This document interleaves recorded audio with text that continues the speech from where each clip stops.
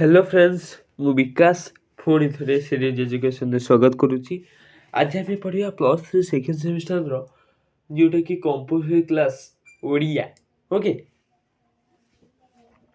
देख पूर्वर page 3टा video page number 1 2 3 जाइला एटा page number 4 रे पहुंच। ओके वीडियोटी अति सरल भाव में बुझा चेष्टा कले बुझी हम। जो वीडियो को भल लगे लाइक शेयर और सब्सक्राइब करेंगे। ओके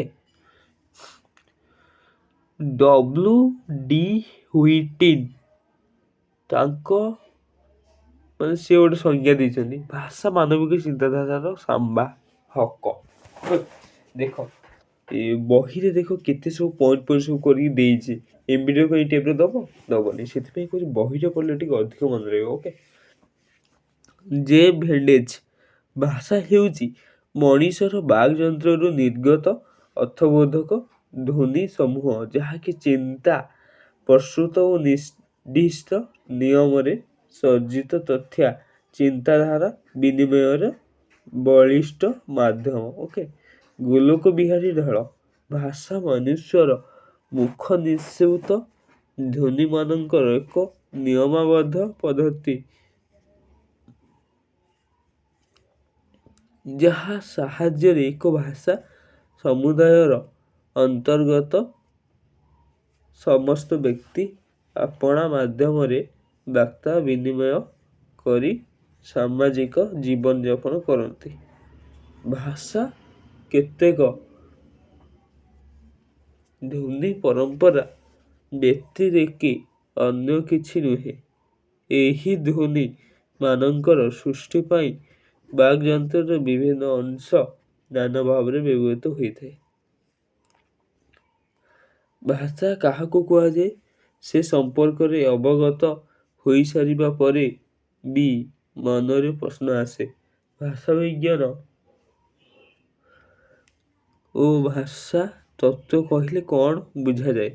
भाषा विज्ञान हेउची भाषा संपर्कित साधारण नियम भित्तिक ज्ञान और भाषा तत्व हेउची भाषा संपर्क रे सविशेष विस्तृत और तात्विक ज्ञान।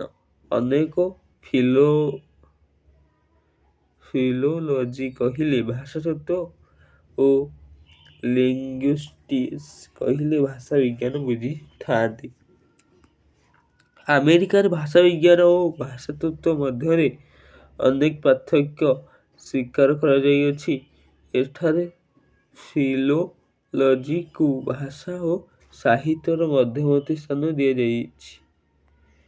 अर्थात लिखन भाषा सामग्रीर व्याख्या विश्लेषण और उपयोग को भाषा विज्ञान भावे एवं वाचिक भाषार अध्ययन भाषा तत्व रूपे ग्रहण करा जाइछि। मात्र भाषा तत्व बा भाषा विज्ञान उभयर आलोचना विभिन्न प्रकारर होइथाय बा करा जाइथाय। तुलनात्मक भाषा विज्ञान। ओके ख रहा वर्णनात्मक भाषा विज्ञान, ग रहा ऐतिहासिक भाषा विज्ञान, घ रहा संरचनात्मक भाषा विज्ञान, म रहा समाज भित्तिक वा सामाजिक भाषा विज्ञान, च रहा मनोभाषा विज्ञान। एतद् व्यतीत आउ केतेक एही भाषा तत्व और भाषा विज्ञानर आलोचना परिसर मुक्त करा जाई पारे यथा समकालिक और कालानुक्रमिक, समकालिक और ऐतिहासिक भाषा विज्ञान, समकालिक और तुलनात्मक भाषा विज्ञान। ओके ये वीडियो सज जाइए एटा पेज नंबर 4। ओके